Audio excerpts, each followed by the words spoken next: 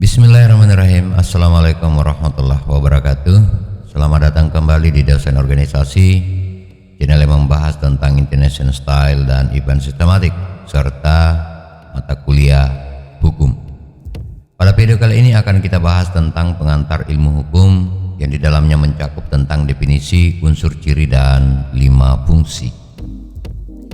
Materi ini adalah merupakan materi yang penting untuk mahasiswa hukum, praktisi maupun akademisi, di mana dalam hal ini membahas mengenai pengantar ilmu hukum sebagai materi kuliah dan praktik. Materi ini bersumber dari organisasi.co.id yang bisa Anda baca pada link yang kami tuliskan pada deskripsi daripada video ini. Adapun materi yang akan dibahas secara spesifik dalam materi ini adalah mengenai pengertian, kemudian peran dan fungsi, serta cabang-cabang dengan sumber pakar yang menjelaskan tentang mengenai definisi-definisi tersebut. Kemudian apa saja unsur dan ciri yang mencakup dalam pengantar ilmu hukum tersebut. Adapun sumber-sumber bacaan bisa kita temukan pada deskripsi daripada video ini. Lanjut, kita masuk pada definisi pengantar ilmu hukum.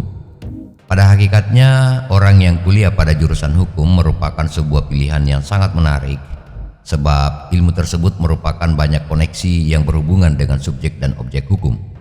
Selain itu, pada akhirnya mereka yang menjadi mahasiswa hukum akan memiliki peluang untuk menentukan karir pada masa datang sebagai seorang penasehat, pengacara atau pembela atau advokat, ataupun menjadi seorang notaris. Dan masih banyak pekerjaan lain yang menjadi alternatif bagi mereka yang menyandang gelar sarjana hukum.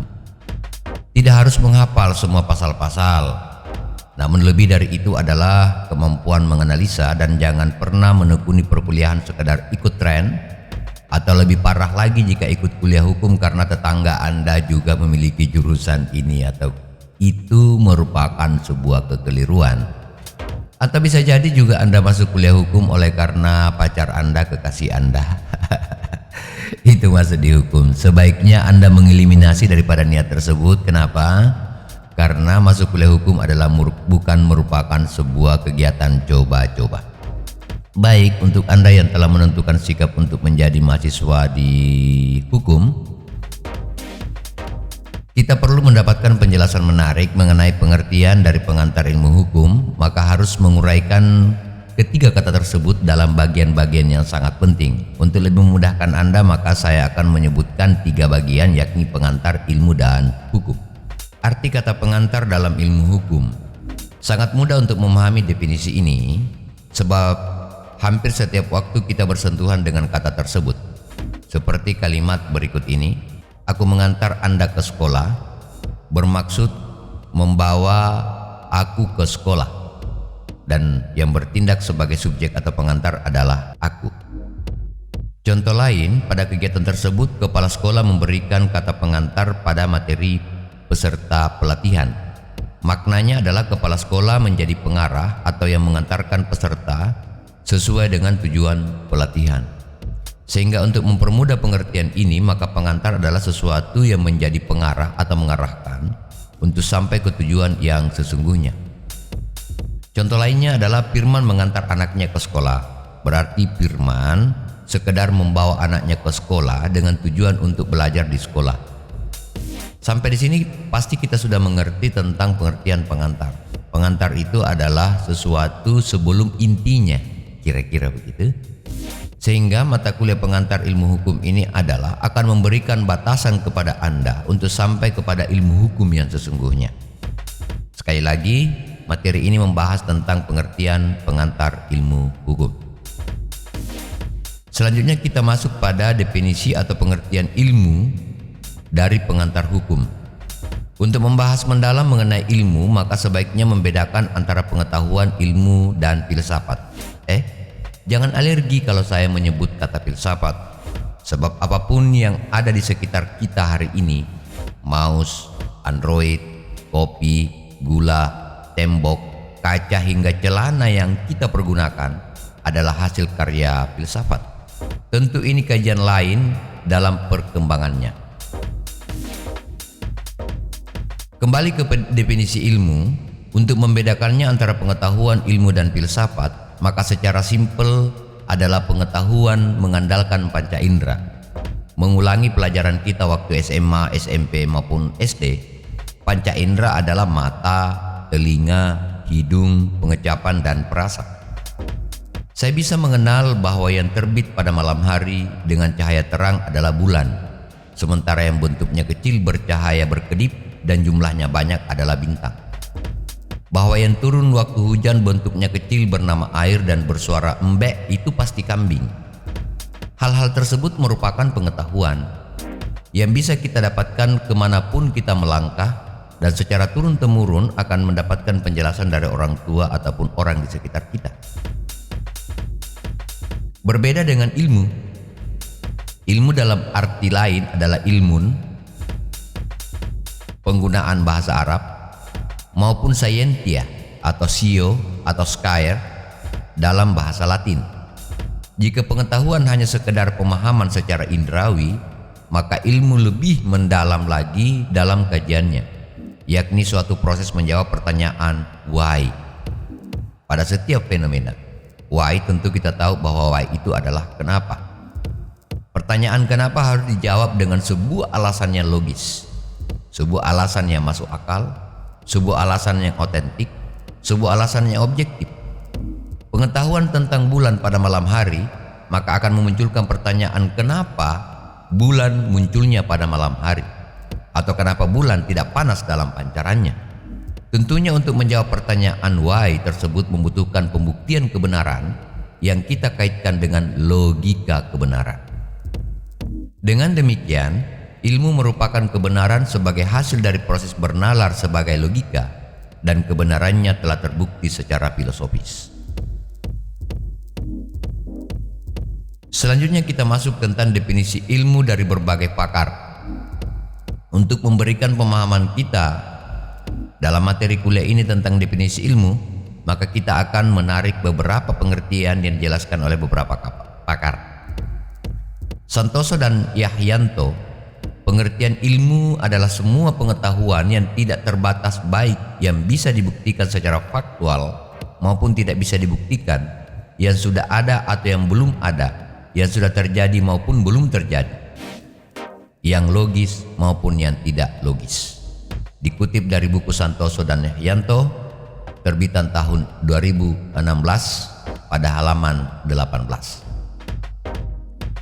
Selanjutnya, Syahran Basa mengatakan, ilmu ialah sesuatu yang didapat dari pengetahuan, dan pengetahuan ini diperoleh dengan berbagai cara.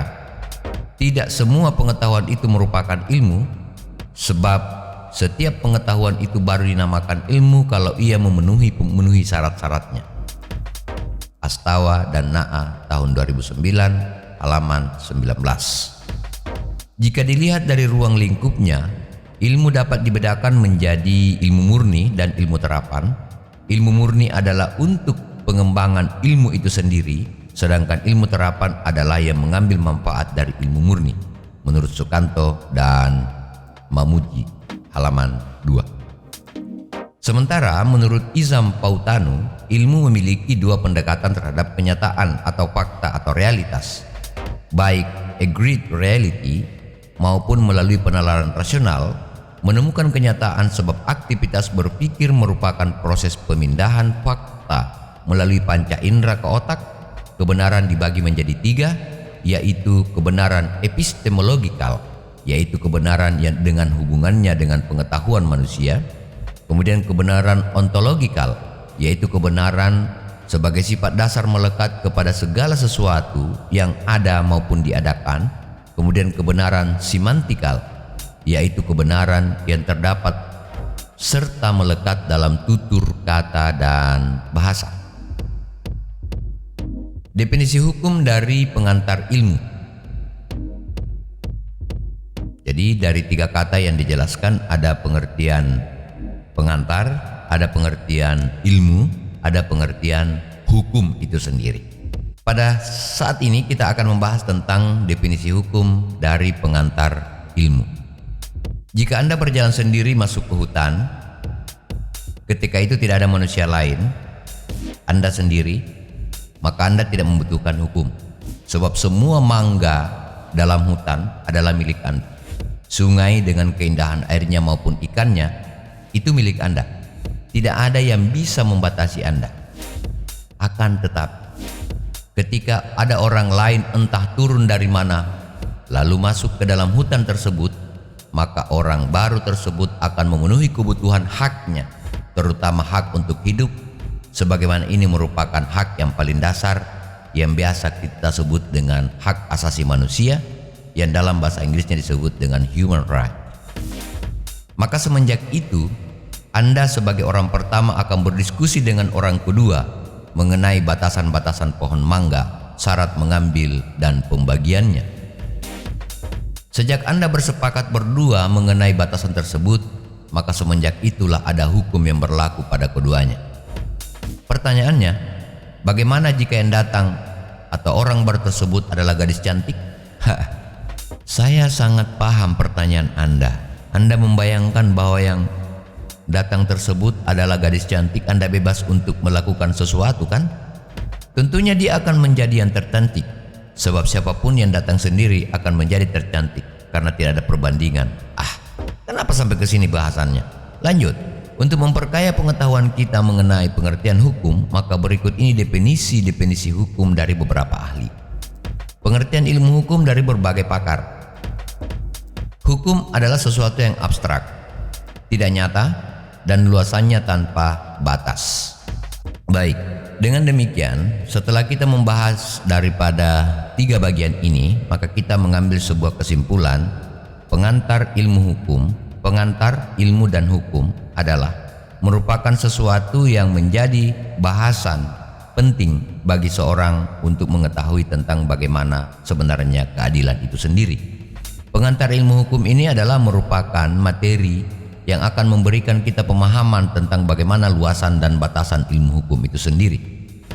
Tidak bisa kita membayangkan ketika misalnya ilmu hukum ini tidak memiliki pengantar dan batasan, sebab hukum itu berada pada setiap orang yang berkoneksi antara satu dengan yang lain, dan hukum juga memberikan pembatasan kepada kita tentang interaksi kita dengan lingkungan. Hukum ini akan menjadi sebuah bagian dan fenomena bagi setiap orang yang berinteraksi, berkoneksi satu dengan yang lain, berkomunikasi satu dengan yang lain, dan beraktivitas satu dengan yang lain. Hukumlah yang akan memberikan batasan hak dan kewajiban. Hukumlah yang kemudian memberikan timbangan tentang keadilan, tentang hak-hak yang akan dipenuhi oleh setiap orang. Demikian pengantar daripada ilmu hukum pada kesempatan video ini. Terima kasih atas perhatiannya. Jangan lupa di like dan subscribe. Terima kasih. Assalamualaikum warahmatullahi wabarakatuh. Terima kasih atas subscribe-nya. Terima kasih atas dukungan dan atensi Anda semua.